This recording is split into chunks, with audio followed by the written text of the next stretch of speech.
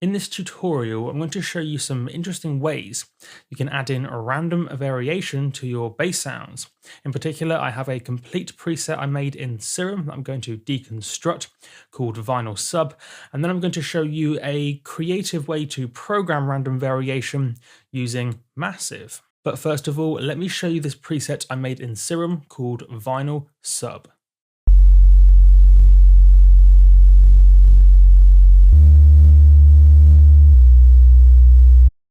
Making the bass sound almost like you've recorded it from a vinyl record.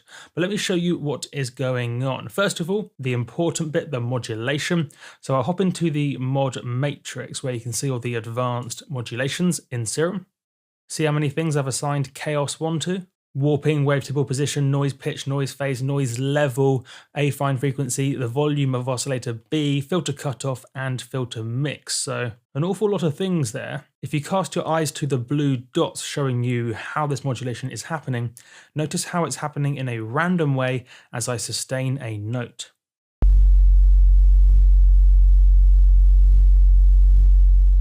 See that random movement, that random modulation?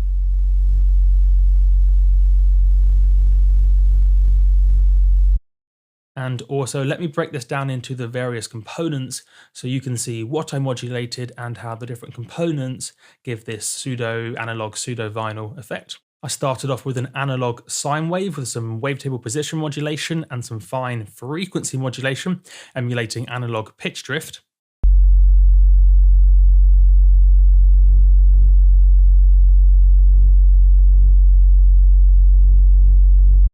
I then have oscillator B providing a bit of buzz.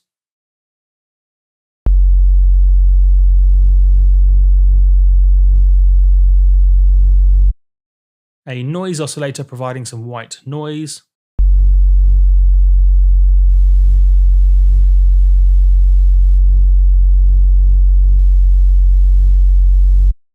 With a bit of modulation on things like the pitch naturally. But to get the crackle, I did something pretty interesting. I used the sample hold filter.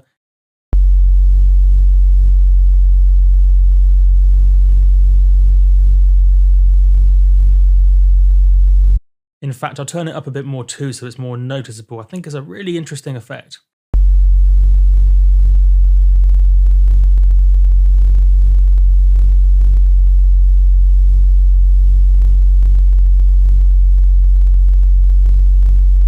Noting that the chaos oscillator is modulating the cutoff position of the filter and the mix so it sounds natural and not just sustained. Interesting stuff, right? So that was random modulation in Serum, but how would you do it in another synthesizer like Massive? It's not quite as easy as you might expect. In particular, you have two tools to work with: the trigger random macro, this TR,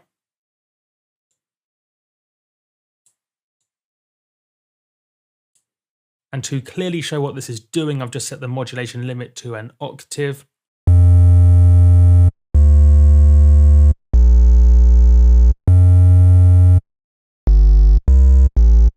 Notice this trigger random modulation source, the macro, doesn't actually move up and down, it's a static modulation.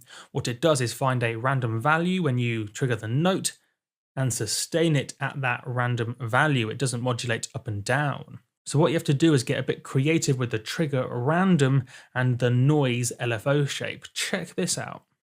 So LFO 5, I will choose the noise LFO shape and reduce the rate to the slowest possible. And I'll assign that to pitch first of all. And again, make it obvious initially with a 12 semitone modulation.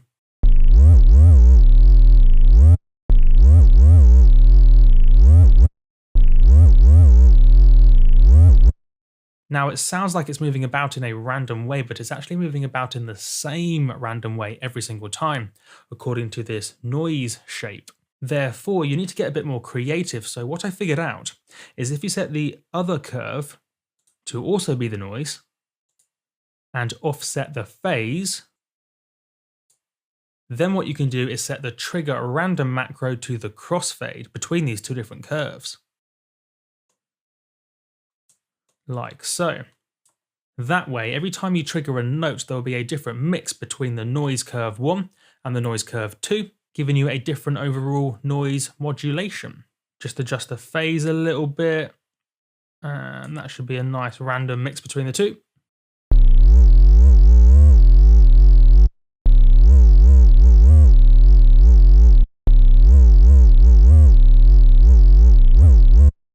See what I mean? It's now slightly different every time, not quite as random as, say, the chaos oscillator in Serum, but certainly a lot more random than, say, just using the noise LFO shape by itself. Then all I need to do is adjust the limits so it sounds subtle. Maybe 0.3 of a semitone should do the job. And a touch of wavetable position modulation too, just for fun.